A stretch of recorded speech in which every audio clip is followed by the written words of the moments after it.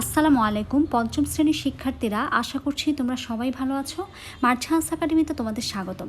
আজকের ক্লাসে তোমাদের বিজ্ঞান বইয়ের প্রথম চ্যাপ্টার জীবের আবাসস্থল এর অনুশীলনী সলভ করে দেবো। তাহলে চলো আমরা আমাদের ক্লাসটি শুরু করছি। গত ক্লাসগুলো তোমরা যারা দেখোনি অবশ্যই প্লেলিস্টে গিয়ে ক্লাসগুলো দেখে আসবে। জলজ উদ্ভিদের অনন্য বৈশিষ্ট্য কোনটি? আমরা জানি জলজ উদ্ভিদের মধ্যে কি থাকে, বায়ুকুঠুরি থাকে। জলজ উদ্ভিদের অনন্য বৈশিষ্ট্য হচ্ছে বায়ুকুঠুরি। মাংসাশী প্রাণীর প্রধান বৈশিষ্ট্য কোনটি? তীক্ষ্ণ দাঁত। শ্বাসমূল কোন উদ্ভিদে পাওয়া যায়? সুন্দরী। নেক্সট চলো কিছু শূন্যস্থান পূরণ রয়েছে, আমরা সেগুলো একটু সলভ করি।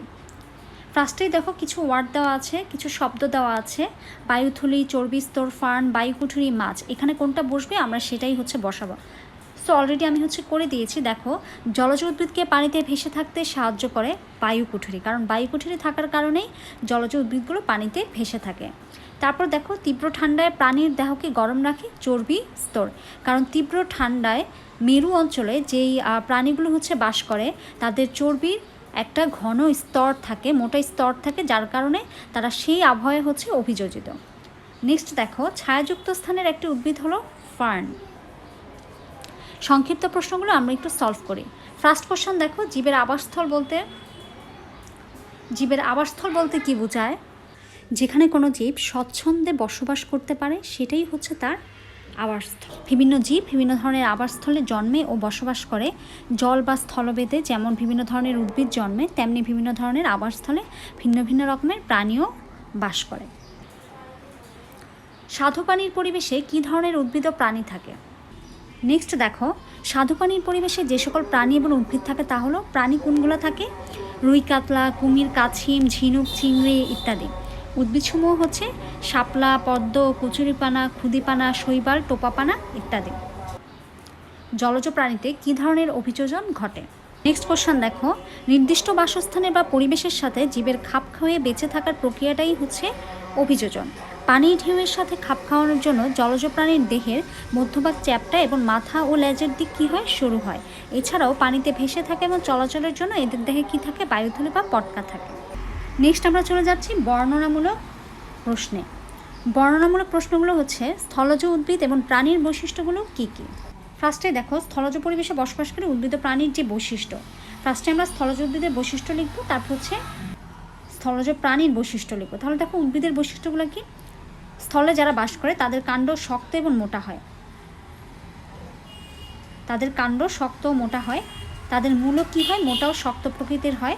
তাদের মূল কাণ্ডকে দৃঢ়ভাবে মাটির সঙ্গে আটকে থাকে। মূল এবং কাণ্ড উভয়ই শাখা প্রশাখাযুক্ত। প্রাণীর বৈশিষ্ট্য কি?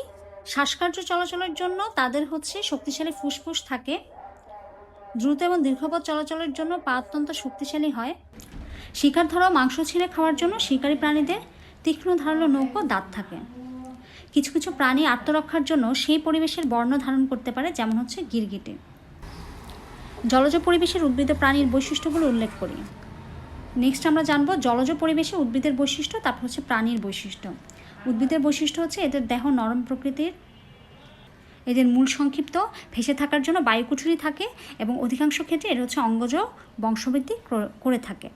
জলজ পরিবেশের প্রাণীর বৈশিষ্ট্য দেহের মধ্যভাগ চ্যাপ্টা থাকে, মাথা ও লেজের দিক সরু প্রকৃতির, পানিতে ভেসে থাকার জন্য বায়ুথলি বা পটকা থাকে, ফুলকার সাহায্যে এরা শ্বাসকার্য চালায়। সামুদ্রিক পরিবেশের প্রাণীদের অভিযোজন ক্ষেত্রগুলো কী কী? উদাহরণসহ ব্যাখ্যা করি। নির্দিষ্ট বাসস্থান বা পরিবেশের সাথে জীবের খাপ খাইয়ে বেঁচে থাকার প্রক্রিয়াকে অভিযোজন বলে। সামুদ্রিক প্রাণীদের অভিযোজন প্রধানত পানির লবণাক্ততা আর পানির দ্রবণচাপ মোকাবেলার জন্য ঘটে থাকে। সামুদ্রিক মাছের মাথা এবং লেজের দিকে সরু এবং মধ্যভাগ চওড়া হয়। পাখনা ও লেজ সাঁতার কাটতে সাহায্য করে। সামুদ্রিক মেরুদণ্ডী প্রাণীদের ফুসফুস দীর্ঘ সময় ধরে বাতাস জমা রাখে।